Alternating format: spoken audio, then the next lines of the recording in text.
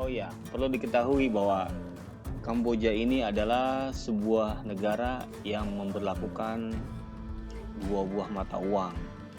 Jadi untuk bertransaksi kita bisa menggunakan riel Kamboja dan juga bisa menggunakan dolar Amerika. Dari itinerary yang kami susun, harga tuk-tuk dari airport menuju hotel itu berkisar di $8. Ketika ketemu Pak Tuk-tuk memberikan harga $15. Karena kami sudah tahu berapa harganya, kami tawar saja menjadi $7. Tarik ulur dengan Pak Tuk-tuk, akhirnya sepakat di harga $8. Itulah keuntungannya. Jadi kita akan membayar sesuai dengan harga yang berlaku. Jadi kita tidak bisa kena tipu, scam ya oleh mereka yang istilahnya menaikkan harga karena kita ini turis.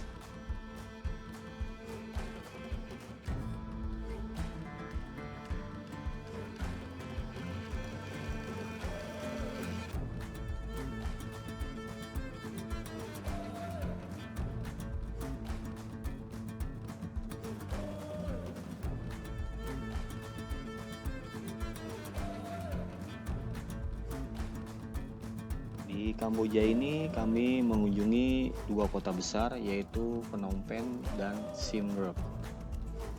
Untuk hotel ada banyak pilihan, kita bisa cek di Traveloka, PGPG ataupun tiket.com ya, sesuaikan budget. Kalau buat kami pribadi, karena jalan ala backpacker, jadi kita cari hotel yang semurah mungkin. Nah, di Phnom Penh ini kami dapat hotel yang berharga di harga Rp180.000 untuk satu malamnya. Tidak hanya berpaku pada harga murah saja ya, tapi lokasi hotel, aksesnya gitu. Kita cari lokasi hotel yang tidak jauh dari keramaian, jadi kita tidak sulit ketika harus mencari transportasi dan juga tempat makan.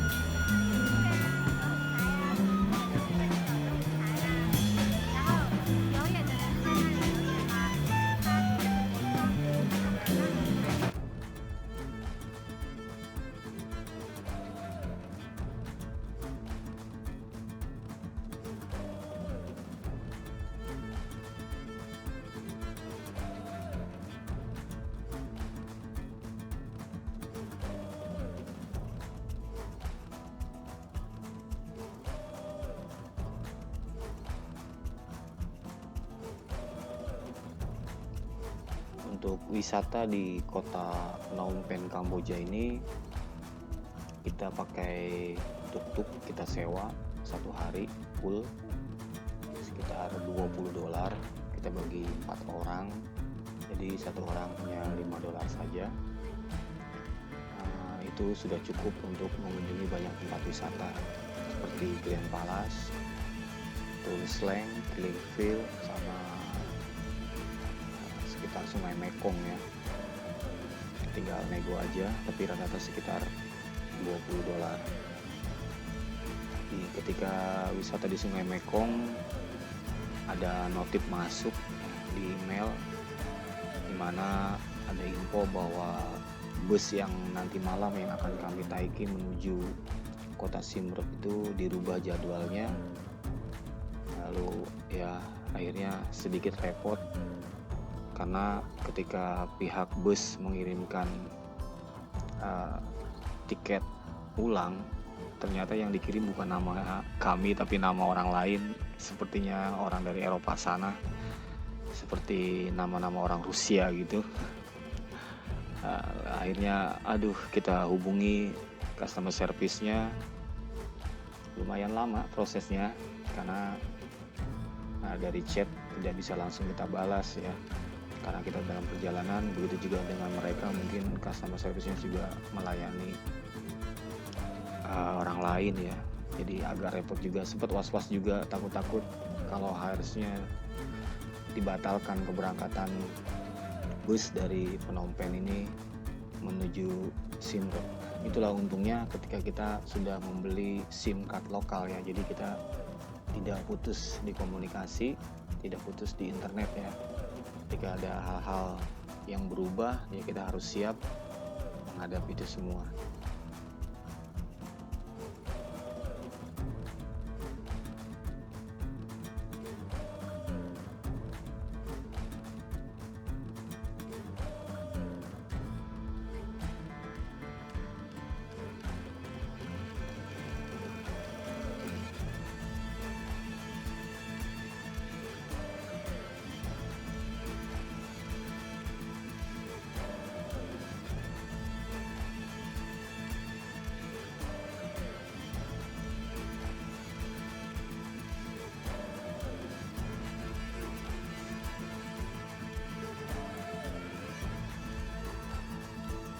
Perjalanan dari Phnom Penh menuju Siem Reap, kami menggunakan bus tipe sleeper.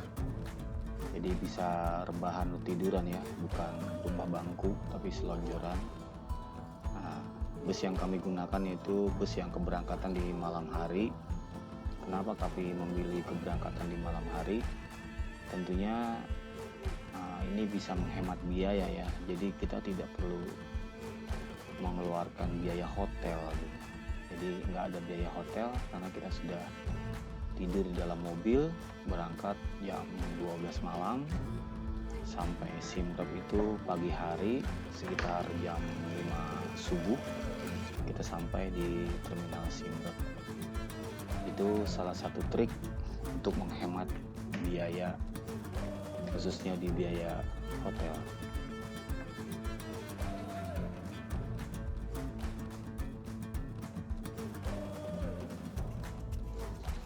Trip Kamboja ini kami ada 4 orang. Untuk pesawat dari Jakarta menuju Phnom Penh itu di satu pesawat yang sama. Nah, untuk bus dari Phnom Penh menuju Siem Reap ini kita di operator bus yang berbeda ya. 2 teman kami itu di keberangkatan jam 10-an, sementara saya jadwalnya dirubah, keberangkatan di jam 12 lewat 40-an ya. Tapi tetap saja ketika di Siem Reap kami tidak hilang kontak berempat, kami tetap kontak-kontakan. Hotel kami pun memang berbeda ya, sekitar berjarak itu sekitar 1 kilometeran, tapi kita tetap kontak. Gunanya apa? Karena untuk explore Angkor Wat ini kita akan menyewa tuk-tuk. Nah, di sini kita harus patungan lagi ya, patungan untuk menyewa tuk-tuk untuk menghemat biayanya.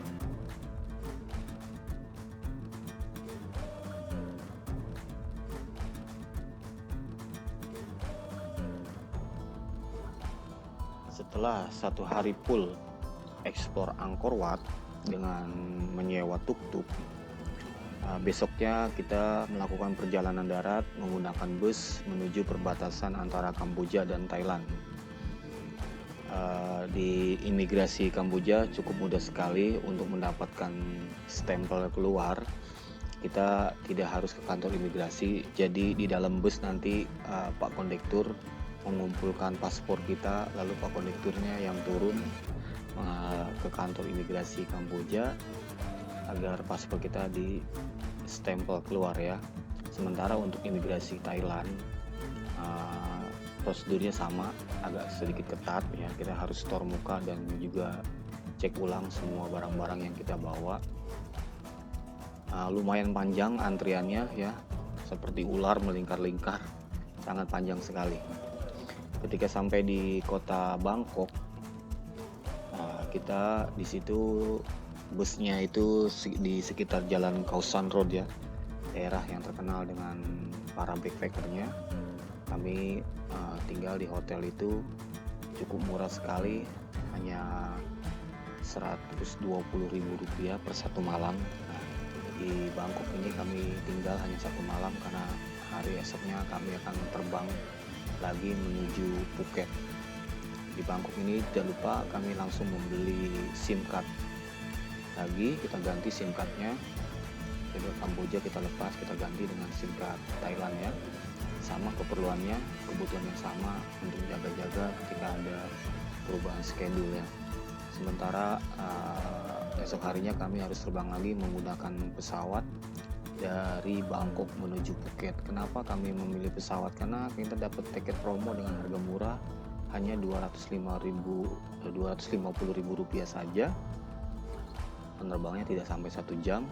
Sementara kalau kita pilih menggunakan jalur darat seperti kereta atau bus, harganya sekitar Rp450.000 dan memakan waktu sekitar 12 jam. Nah, disinilah untuk pinternya kita untuk men-searching ya, tanya ke Google bagaimana cara mudah untuk menggapai Phuket ketika kita berada di Bangkok. Nah, akhirnya kita dapatkan bahwa pesawat merupakan pilihan yang sangat bagus untuk mencapai Bangkok, untuk mencapai Phuket ketika kita berada di Bangkok.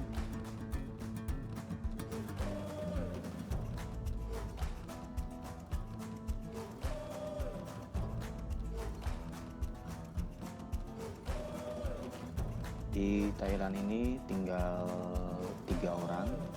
1 orang telah terbang dari Siem Reap Kamboja menuju Jakarta ya, karena cutinya yang terbatas, jadi hanya ekspor Kamboja saja. Kami bertiga pun harus berpisah di Bangkok. Saya dan istri stay di Khao San Road 1 malam, sementara Tika langsung menggunakan bus lagi menuju Ayutthaya. Nah, jadi kita berbeda destinasi wisata ya. Disinilah seninya perjalanan, kadang-kadang karena destinasi wisata kita berbeda, kita harus berpisah dalam waktu yang sama ya. Ketika memilih Ayutthaya dan saya berdua 1 malam di Bangkok, dan keesoknya akan terbang lagi menuju Phuket.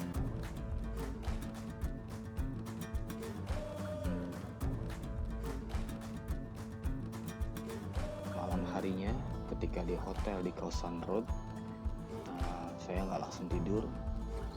Kemarin hari itu melihat situasi lalu lintas di Bangkok itu cukup padat ya, macet seperti Jakarta. Akhirnya kita memutuskan untuk mengeksplor Bangkok ini hanya dibatasi sampai jam 1 siang. Gunanya apa? Ya kalau kita sampai sore takutnya nanti ketinggalan pesawat ya, karena situasi benar-benar macet. Akhirnya semua schedule yang sudah kita bikin kita ubah lagi agar kita tidak ketinggalan pesawat, karena pasti akan ada biaya ekstra ya kalau kita ketinggalan pesawat dari Don Mueang menuju Phuket. Untungnya di Phuket itu kita landing sekitar jam 6 maghrib. Masih ada public transportation ya berupa elep, itu harganya tidak terlalu mahal, sekitar 80 baht, dan dari elep itu kita langsung diantarkan menuju hotel masing-masing ya. Jadi ketika di airport Phuket kita sudah didata akan turun di mana-mana, nanti mobil yang kita naik itu akan langsung mengantarkan kita ke tempat hotel masing-masing.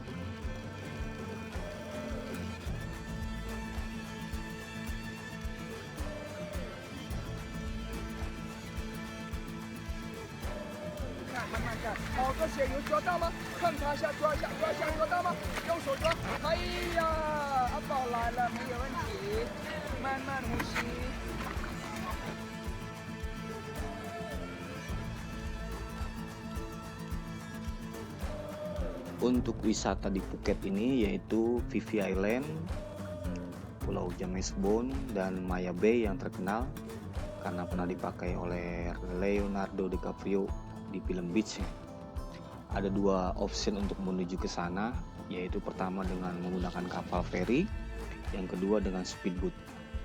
Kami memilih option yang kedua, yaitu menggunakan speedboat karena ibu resepsionis hotel menawarkan kami jasa atau agen tour. Dia memberikan kami sebuah brosur dan alhamdulillah kami diberikan harga yang murah, sangat jauh sekali dari brosur yang diberikan kepada saya, dan kebetulan harganya juga di bawah dari harga yang saya tahu. Akhirnya kami lebih memilih option itu, dan ternyata ibu resepsionis hotel ini bisa berbahasa Melayu. Dia pernah kerja di Malaysia selama 7 tahun.